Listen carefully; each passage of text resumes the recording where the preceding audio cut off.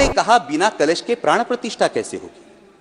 किसी ने कहा बिना कलश के प्राण प्रतिष्ठा कैसे होगी? किसी ने कहा जब चुनाव ही प्राण हो तो सोचो कौन सी प्रतिष्ठा दांव पे लगी होगी। लोग तो कुछ कहेंगे, लोगों का काम है कहना, आप जन की बात मत सुनना, सिर्फ मन की बात करना। फिर भी खुश थे हम, 500 साल का सपना जो पूरा हो रहा था, हमारे अंदर का हिंदू भी पूरी तरह से जाग गया था। इस वास्तविकता ने झंझोड़ना के बाद भी हम अंधभक्तों की तरह चलते गए। होश तो तब संभाला जब रामलल्ला के दर्शन हुए। अध्यक्ष महोदय, जब रामलल्ला की प्राण प्रतिष्ठा की बात आई तो किसी ने कहा बिना कलश के प्राण प्रतिष्ठा कैसे होगी? किसी ने कहा बिना कलश के प्राण प्रतिष्ठा कैसे होगी? किसी ने कहा जब चुनाव ही प्राण हो तो सोचो कौन सी प्रतिष्ठा दांव पे लगी होगी।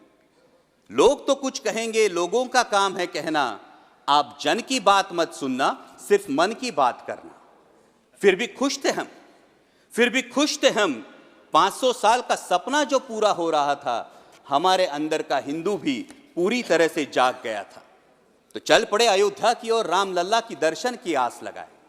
चल पड़े अयोध्या की ओर, रामलल्ला के दर्शन की आस लगाए। जो सामने नजारा देखा वो देखकर दंग रह गए। वो 3 मंजिलें, 400 खंबे, 32 सीढ़ियां, जय श्री राम का नारा लगाते हुए हम सीढ़ियां चढ़ने लगे। रामलल्ला से क्या गुहार लगाए ये सोचने लगे। पहली सीढ़ी पर याद आई महंगाई, पहली सीढ़ी पर याद आई महंगाई, दूसरी पर देश में बढ़ती बेरोजगारी, तीसरी पर पत्रकारिता की चरण चुंबकता, चौथी पर सेंट्रल एजेंसीज की संदिग्ध भूमिका। हर सीढ़ी पर कुछ न कुछ याद आ रहा था, हर सीढ़ी पर कुछ न कुछ याद आ रहा था।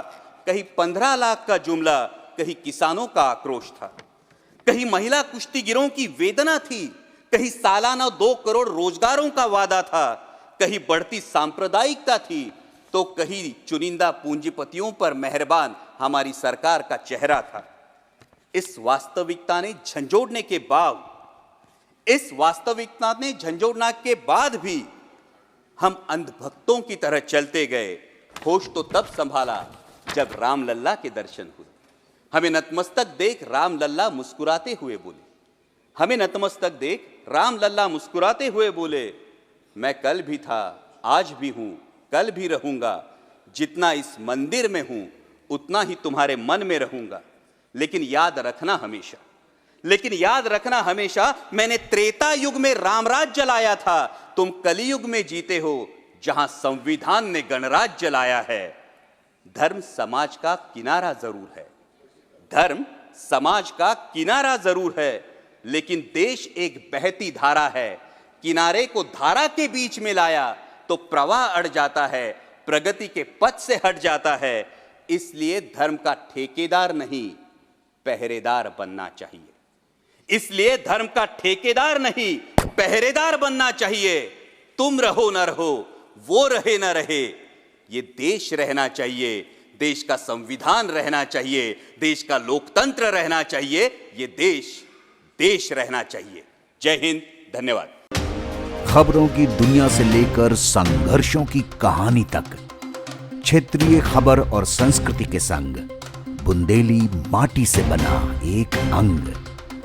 बुंदेलखंड 24/7, स्वतंत्र बुंदेलखंड, सफल बुंदेलखंड।